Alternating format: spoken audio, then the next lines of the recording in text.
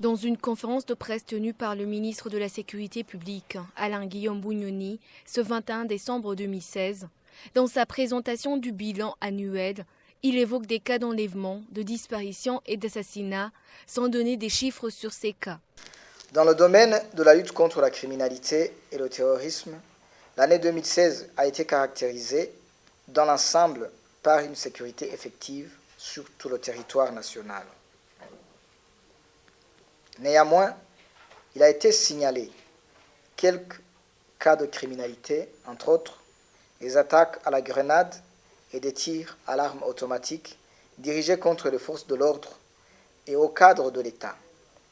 Des corps sans vie ont été retrouvés ici et là, des assassinats sélectifs liés pour la plupart au règlement de compte ou au conflit foncier, des cas d'enlèvement, des tentatives d'assassinat.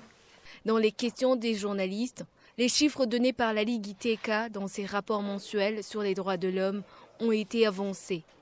Le ministre dit ignorer cette association qui, selon lui, trouve de lucre en publiant des données. Je me dis que la Ligue ITK devrait être honnête envers elle-même d'abord et de faire une introspection, de voir si réellement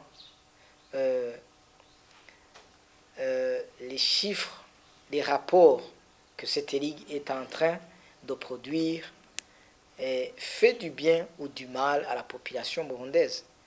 Parce que nous savons qu'au Burundi, s'il y a un mort, on pleure cette mort. On enterre dignement la personne morte.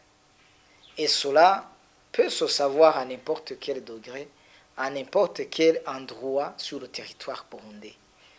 Si pour la Ligue ITK, il suffit d'avancer des chiffres pour avoir un financement sur fonctionnement, il faut que cette ligue aille ailleurs où il y a commission de tels actes de tuerie, de disparition des personnes sans que l'autorité ne puisse rien dire, mais pas au Burundi.